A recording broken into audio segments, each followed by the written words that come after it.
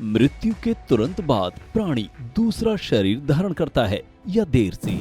मित्रों, हिंदू धर्म में हमेशा से ही लोगों के बीच पुनर्जन्म को लेकर जिज्ञासा रही है कि आखिर मृत्यु के कितने दिनों बाद आत्मा दूसरा शरीर धारण कर लेती है।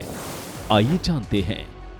कहा जाता है कि जिस व्यक्ति की मृत्यु काल से या अपने समय से हुई है, यानी कि वो व्यक्ति अपना पूरा जीवन जीकर मरा है, तो बृहदारण्यक उपनिषद और गरुड़ पुराण के अनुसार आत्मा अपने पहले शरीर को छोड़ने से पूर्व ईश्वर की न्याययुक्त कर्म फल व्यवस्था में अगले शरीर में स्थिति कर लेने के पश्चात ही अपने इस शरीर को छोड़ती है। स्थूल शरीर के बिना कार्य करना संभव नहीं, अतः ईश्वर की व्यवस्था में ये आत्मा एक शरीर को छोड़ दूसरे शरीर को तुरंत ग्रहण कर लेती है। महाभारत वन पर्व में कहा गया है कि आयु पूर्ण होने पर आत्मा अपने जर्जर शरीर का परित्याग करके उसी क्षण किसी दूसरे शरीर में प्रवेश कर जाती है।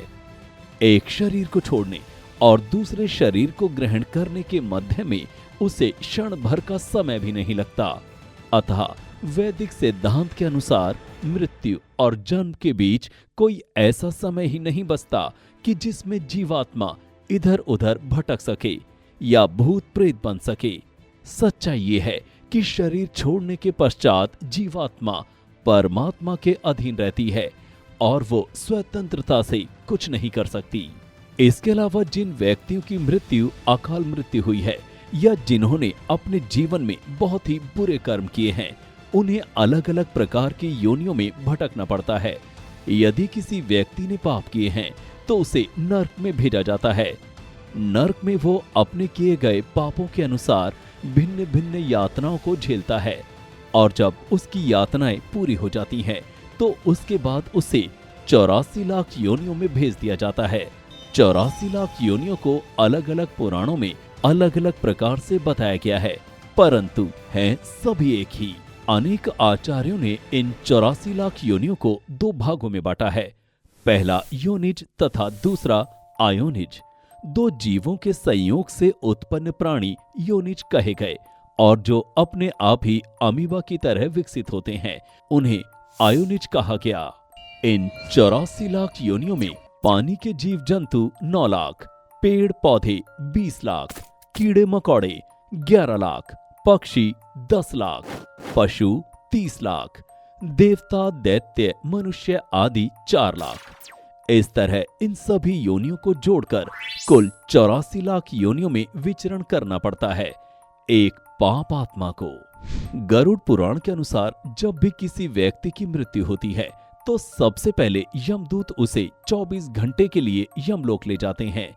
24 घंटे के अंदर जब उस व्यक्ति के घर वाले उसका अंतिम संस्कार कर देते हैं, तब अगले 13 दिनों के लिए उस व्यक्ति की आत्मा को यमदूत वापस उसके घर पर छोड़ देते हैं और इस तरह उस मृत व्यक्ति की आत्मा अगले 13 दिनों तक अपने घर वालों के ही साथ रहती है। 13 दिन बाद जब आत्मा को फिर से यमराज के पास ले जाया जाता है, तब उसे 3 प्रकार के मार्ग दिखाए जाते हैं। ये 3 मार्ग होते हैं: अर्ची मार्ग, घूम मार्ग और उत्पत्ति या विनाश मार्ग। अब आत्मा इन तीनों में से किस मार्ग पर जाएगी, इसका निर्धारण उसके कर्मों के आधार पर होता है। अर्ची मार्ग आत्मा को स्वर्ग लोक में लेकर जाता है और घूम मार्ग पितृलोक की ओर ले जाता है, जबकि उत्पत्ति या विनाश मार्ग आत्मा को नर्क की ओर जाने वाले पथ पर अग्रसर करता है। छांदोग्य उपनिषद के अनुसार व्यक्ति के होश के 4 स्तर हैं। पहले 3 प्राकृतिक रूप से प्राप्त हैं: जागृत, स्वप्न और सुषुप्ति। चौथा स्तर प्रयासों से प्राप्त होता है, जिसे तूर्य अवस्था कहते हैं। आप इन 3 के अलावा किसी अन्य तरह के अनुभव को नहीं जानते, इसी में जीते और मरते हैं। इन स्तरों की स्थिति से आपकी गति तय होती है।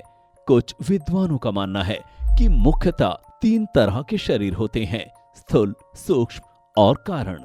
व्यक्ति जब मरता है तो स्थूल शरीर छोड़कर पूर्णतः सूक्ष्म में ही विराजमान हो जाता है। ऐसा शरीर जो उसे दिखाई तो नहीं देता लेकिन महसूस होता है। सूक्ष्म शरीर का क्षय हो सकता है, लेकिन आत्मा बीज रूपी कारण शरीर में विद्वान रहती है। ये कारण शरीर लेकर ही आत्मा नया जन्म धारण करती है, जिसमें अगले पिछले सभी जन्म संरक्षित रहते हैं। कुछ उपनिषदों का मानना है कि मृत्यु के बाद दूसरा शरीर प्राप्त होने में इतना ही समय लगता है जितना कि एक कीड़ा एक तिनके से दूसरे तिनके पर जाता है, अर्थात दूसरा शरीर प्राप्त होने में कुछ ही क्षण लगते हैं। कुछ ही क्षणों में आत्मा दूसरे शरीर में प्रवेश कर जाती है। हालांकि ये व्यक्ति के चित्त की दशा पर निर्भर करता है। तो दोस्तों, आज के इस वीडियो में इतना ही।